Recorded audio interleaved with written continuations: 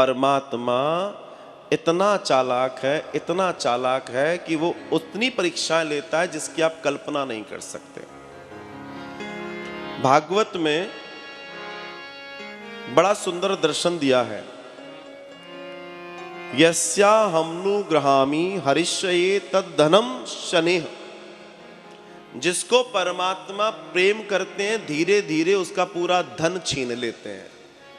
भागवत में लिखा है जिसको परमात्मा सबसे ज्यादा प्रेम करते हैं धीमे धीमे, अब आपका धन आपके बच्चे भी हो सकते हैं, आपका धन आपका वो धन भी हो सकता है जिसको आप धन मानते हो, आपका धन आपका मकान हो सकता है, दुकान हो सकता है, कुछ भी हो सकता है।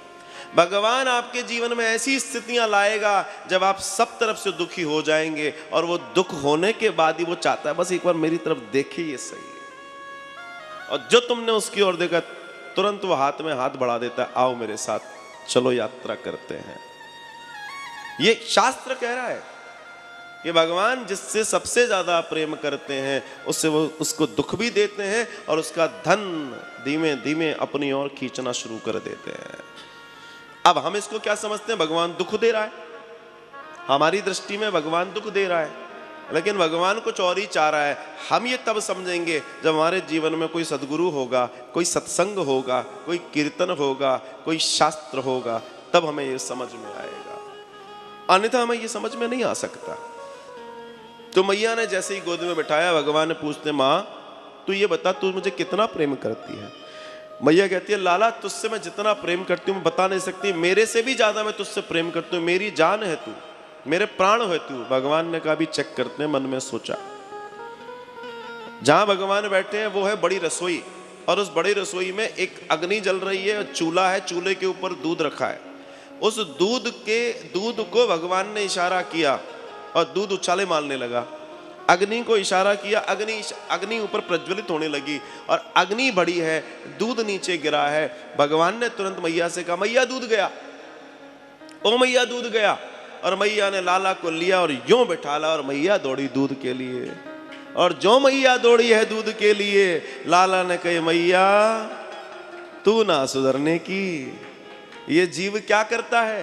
ये जीव यही करता है, हे भगवान हे भगवान। और जब बारी आती है तो भगवान कहे काम से, और भगवान ने लीला करी। भगवान ने कहा अच्छा अभी तो आप कह रही थी कि मैं अब ये दूध पदार्थ में बीत गए तुम, और असल में हम सब परमात्मा को छोड़ के पदार्थ में ही लटके पड़े हैं। कहीं ना कहीं पदार्थ हमें खींच लेता है, माया हमें खींच लेती है। भगवान ने वही एक बड़ा सा बिलोना रखा है, वो फिरकनी उठाई है और जितनी नांदें रखी थी मिट्टी की सब तोड़ ताड़ दी। मैया को गुस्सा आया, मैया ने भी उसको उठाया डंडा और पीछे लाला के दौड़ना शुरू किया। लाला आगे आगे, मैया पीछे पीछे, मैया पीछे पीछे, लाला आगे आगे। बड़ी देर तक दोनों एक दूसरे के पीछे दौड़ते रहे। थोड़ी देर के बाद जाकर मैया जब थक गई रोने लगी, हाय लाला तू बहुत परेशान करे है, अब तो आजा मेरे पास। मैया ने डंडा नीचे फेंक दिया, रोती हुई मैया नीचे बैठ गई और हमारे ठाकुर जी नंदनंदन नंदलाल भगवान श्री कृष्ण आकर मैया की गोद में बैठ जाते हैं। अब यहाँ एक बड़ा दर्शन है, अच्छा दर्शन है। जब मैया पीछे दौड़ रही थी तब भगवान आगे भाग रहे थे, और जब मैया रोने लगी थक गई तो भगवान आके गोद में बैठ गए। तात्पर्य जब भी जीव